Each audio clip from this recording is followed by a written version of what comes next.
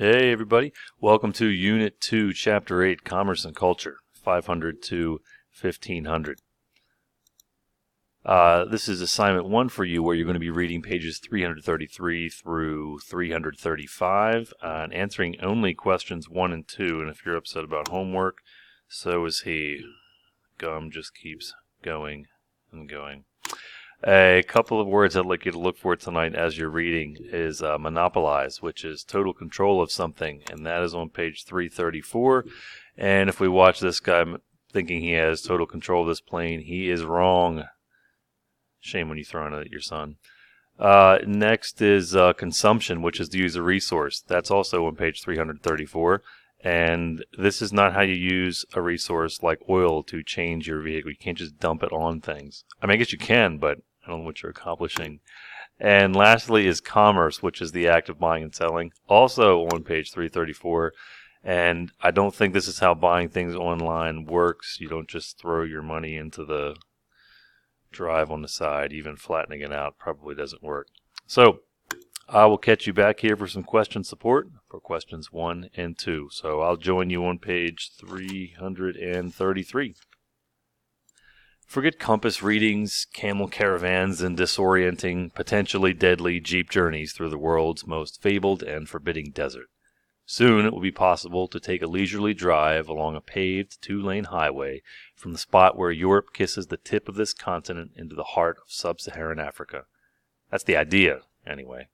So wrote a journalist for the New York Times in late 2003, describing international plans for a modern highway across the Sahara, linking Europe and North Africa with the vast interior of West Africa.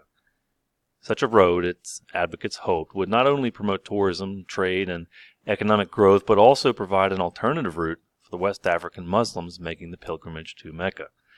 At the same time, in early 2004, some 23 nations signed an agreement to build a network of highways all across Asia, ultimately linking Tokyo with Istanbul and enabling a number of landlocked countries of Central Asia to participate more fully in the world economy. These two ambitious projects of the early 21st century were part of the accumulating infrastructure of contemporary globalization. But they also evoked much older patterns of global commerce, the famous Silk Road network across Eurasia, and the trans-Saharan trade routes, both of which were flourished in the post-classical era. Here is a reminder, from the viewpoint of world history, that exchange among distant people is not altogether new and that roots of economic globalization lie deep in the past. The exchange of goods among communities occupying different ecological zones have been a prominent feature of human history. Coastlands and highlands, steppes and farmlands, islands and mainlands, valleys and mountains, deserts and forests. Each generates different products desired by them. Furthermore, some societies have been able to monopolize, and highlight that word, monopolize, at least temporarily, the production of particular products such as silk in China or certain spices in Southeast Asia, while others have found valuable. This uneven distribution of goods and resources, whether natural or resulting from human activity, has long motivated exchange, not only within particular civilizations or regions, but among them as well. In the world of 500 to 1500, long-distance trade became more important than ever before linking in and shaping distant societies and peoples. For the most part, it was indirect, a chain of separate transactions in which goods traveled farther than individual merchants. Nonetheless, a network of exchange and communication extending all across the Afro-Eurasian world, and separately in parts of the Americas as well, slowly came into being. In what ways was trade significant? How did it generate change within the societies that it connected?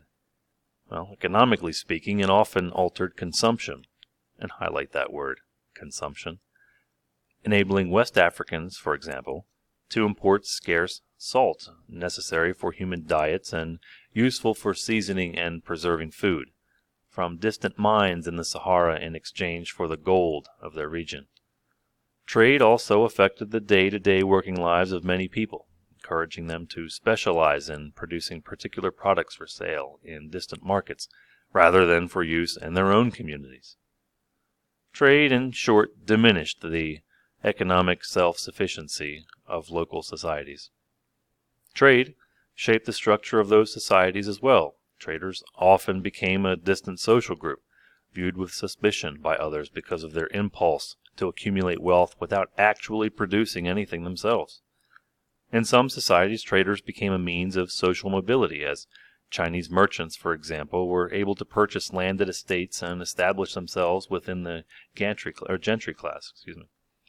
Long-distance trade also enabled elite groups in society to distinguish themselves from commoners by acquiring prestigious goods from a distance. Silk, tortoiseshells, rhinoceros horn, or particular feathers, for example. The association with faraway or powerful societies, signaled by the possession of their luxury goods, often conveyed status in communities more remote from major civilizations. Political life was sometimes transformed by trade. The wealth available from controlling and taxing trade motivated the creation of states in various parts of the world and sustained those states once they had been constructed. Furthermore, commerce, and highlight that word commerce, posed a set of problems to governments everywhere. Should trade be left in private hands, as in the Aztec Empire, or should it be controlled by the state, as in the Inca Empire? How should state authorities deal with men of commerce, who were both economically useful and potentially disruptive? Moreover, the saddlebags of camel caravans of the cargo holds of merchant vessels carried more than goods. Trade became the vehicle for the spread of religious ideas, technological innovation, disease-bearing germs, and plants and animals to regions far from places of their origin. In just this fashion, Buddhism made its way from India to Central and East Asia, and Islam crossed the Sahara into West Africa. So did the pathogens that devastated much of Eurasia during the Black Death. These immense cultural and biological transformations were among the most significant outcomes of the increasingly dense network of long-distance commerce during the era of third-wave civilizations. All right, let's get to some question support. Oof. Number 1, aside from camel caravans of goods, what other 4 things did trade spread? Stop and think and respond. Yeah, that's right. They spread religious ideas, technology, disease-bearing germs, and different plants and animals. Continuing on with our last paragraph, Silk Roads exchange across Eurasia. The Eurasian landmass has long been home to the majority of humankind as well as to the world's most productive agriculture, largest civilizations, and greatest concentration of pastoral peoples. Beyond its many separate societies and cultures, Eurasia also gave rise to one of the world's most extensive and sustained networks of exchange among its diverse peoples. Known to scholars as the Silk Roads, a reference to their most famous product, these land-based trade routes linked pastoral and agricultural peoples as well as the large civilizations on the continent's outer rim. None of its numerous participants knew the full extent of this network's reach, for it was largely a relay trade in which goods were passed down the line, changing hands many times before reaching their final destination.